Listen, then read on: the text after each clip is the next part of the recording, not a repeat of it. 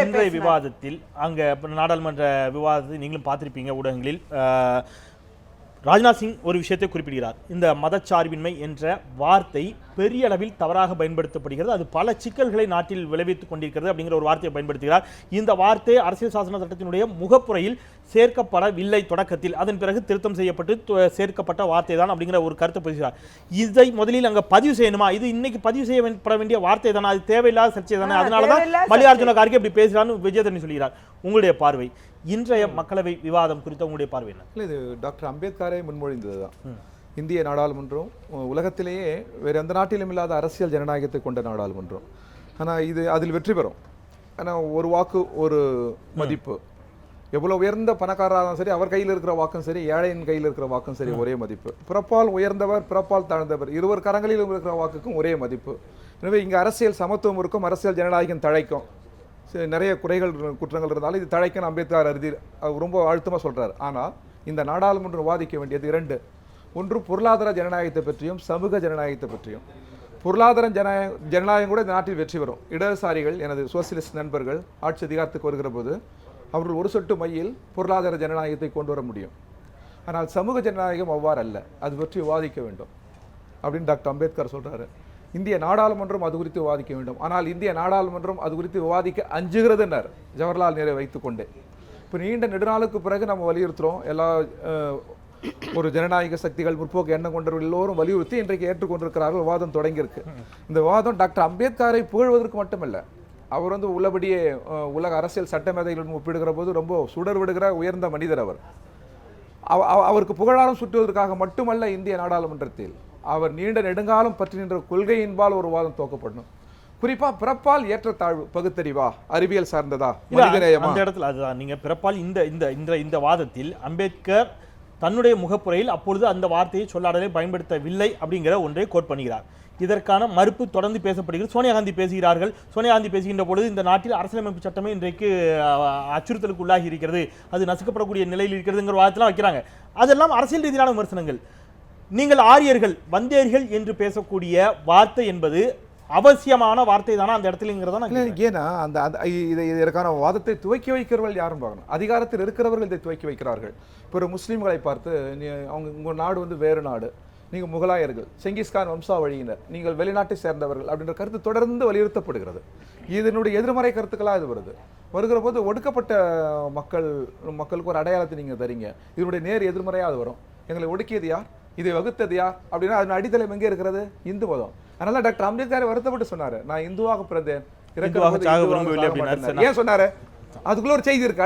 அது நிறைய பேசிருக்காரு. இது ஒரு பார்ப்பனிய மதம், வேற இருக்கப்படணும், நிறைய பேசிருக்காரு. யார் வைத்தது இது? நிச்சயமா நாம பேச அடையாளத்தை வைத்தது யார்? அதுதான் அந்த வார்த்தையை அவரே பயன்படுத்திருக்காரு. இது ஒரு பார்ப்பன மதம் அப்படிங்கிற வார்த்தையை அவர் கூட பயன்படுத்திக்க அம்பேத்கர் 7ஆம் ஆண்டு. நம்ம திரு சேகர் அவருடைய கருத்தை கேட்டு நான் உங்ககிட்ட வரேன். சாந்தகுமாரி, திரு சேகர், இந்த இன்றைய விவாதத்தில் நீங்க அம்பேத்கரை பெருமைப்படுத்த நினைக்கிறது பாஜக அரசு அப்படிங்கிறத புரிந்து கொள்ள முடிகிறது. ஆனால் இந்த விவாதத்தில் இந்த கருத்து ஏன் இடைச்செருகளாக சேர்க்கப்பட வேண்டும்? இது திட்டமிட்டே சேர்க்கப்பட்டதா, இயல்பாக சொல்லப்பட்ட வார்த்தையா? ராஜ்நாத் சிங் அவர்கள் இந்த மதச்சார்பின்மை என்ற வார்த்தை சேர்க்கப்படவில்லை. இது இன்னைக்கு விவாதத்தில் எந்த இடத்திலும் அவர் இந்த சொல்லாடலை பயன்படுத்த வேண்டிய தேவையில்லை. அவர் ஏன் இந்த வார்த்தையை பயன்படுத்த வேண்டும்? மதச்சார்பின்மை என்ற வார்த்தை அவ்வளவு கசப்பான வார்த்தையாக போய்விட்டதா பாஜகவிற்கு? மதச்சார்பின்மை என்ற வார்த்தை தவறுதலாக பயன்படுத்தப்படுகிறது அப்படிங்கிறாரு. உங்களுடைய constitution and rules of Bharatiya Janata party, அந்த உங்களுடைய இதில் முகப்புரையில் அந்த வார்த்தை பயன்படுத்தப்பட்டிருக்கிறது. Principle of socialism, secularism and democracy அந்த வார்த்தையை பயன்படுத்தப்படுகிறது. மதச்சார்பின்மை என்ற வார்த்தை தவறுதலாக பயன்படுத்தப்படுகிறது என்று ராஜ்நாத் சிங் சொன்னது பாஜகவை என்று எடுத்துக்கொள்ளலாமா?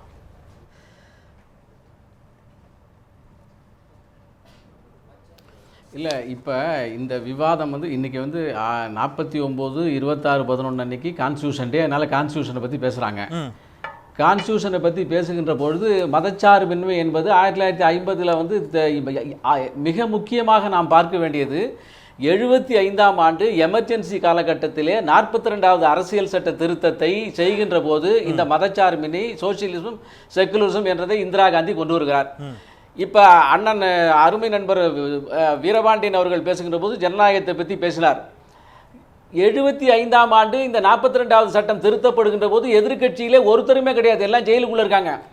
அத்தனை பேரையும் ஜெயிலுக்குள்ளே தள்ளி ஜனநாயகத்தின் குரலை கழுத்தை நெரிச்சிட்டு 41 செக்ஷனை மாற்றுகிறார் இந்திரா காந்தி. 49 பிரிவுகளை மாற்றுகிறார். 4 பிரிவுகளை சுத்தமாக தள்ளுபடி செய்கிறார். 11 பிரிவுகளிலே உபரியாக சேர்க்கிறார். 2 ஷெட்யூல்டே திருத்தம் செய்யப்படுகிறது. டோட்டலாக அரசமைப்பு சட்டத்தினுடைய பிரியாம்பிள் முழுவதுமாக மாற்றப்படுகிறது. அது ஹைகோர்ட்டுக்கும் சுப்ரீம் கோர்ட்டுக்கும் அதிகாரமே இல்லை என்று சொல்லப்படுகிறது. முழுக்க முழுக்க பிஎம்ஓ ஆபீஸாங்கிறது. அப்போது அவரை ஆதரித்தவர் தான் வீரபாண்டியனுடைய சிபிஐ.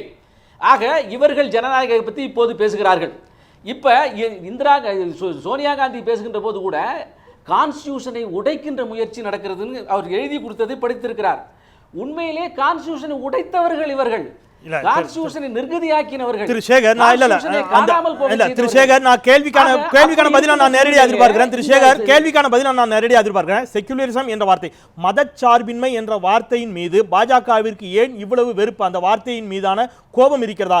இந்த வார்த்தையை மையப்படுத்திய ஒரு விவாதம் இன்றைக்கு மக்களவையில் தேவைதானா அப்படிங்கிற ஒரு கேள்வி வைக்கப்படுகிறது. நீங்களே அந்த வார்த்தையை பயன்படுத்தி இருக்கிறீர்கள் உங்களுடைய கட்சியினுடைய கான்ஸ்டிடியூஷன் அண்ட் ரூல் புக்ல அப்படிங்கிற ஒரு விஷயத்தை நான் சுட்டிக்காட்டி கேட்கிறேன். அப்போ செக்குலரிசத்தின் மீது ஏன் இத்தனை கோபம்?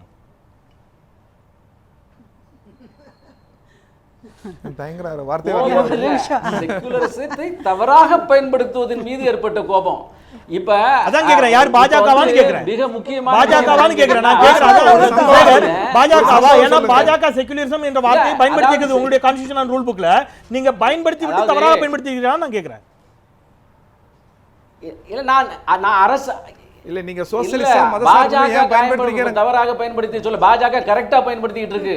காங்கிரஸ் தவறாக பயன்படுத்தி கொண்டிருக்கிறது. காங்கிரசுடைய வாயிலிருந்து வந்த கேள்விக்கு தான் நான் பதில் சொல்லிட்டு இருக்கேன். அதாவது அருமை சகோதரி விஜயதாரணியும் நண்பரும் வீரபாண்டியனும் ஸ்டூடியோவிலிருந்து சிரிக்கலாம்.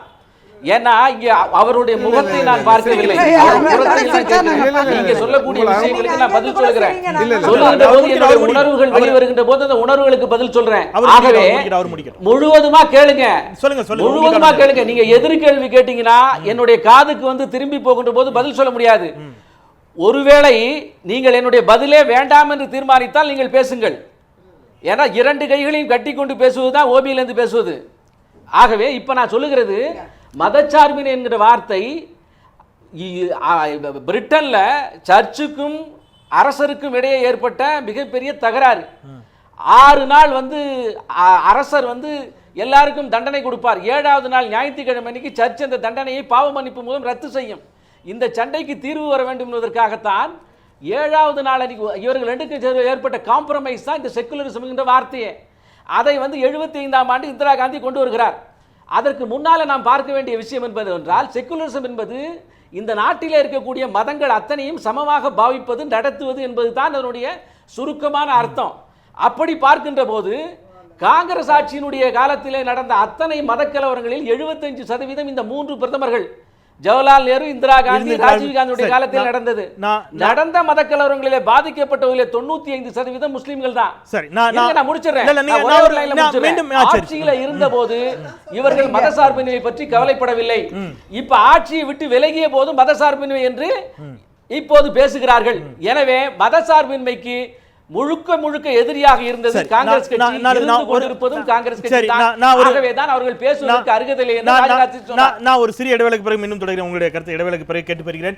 இன்றைய விளம்பரங்களில் கூட, நாளிதழில் வந்திருக்கக்கூடிய விளம்பரங்களில் கூட திரு சேகர், ஆங்கில ஊடகங்களில் வந்திருக்கக்கூடிய விளம்பரங்களில் செக்குலரிசம் என்ற வார்த்தை பயன்படுத்தப்பட்டிருக்கிறது.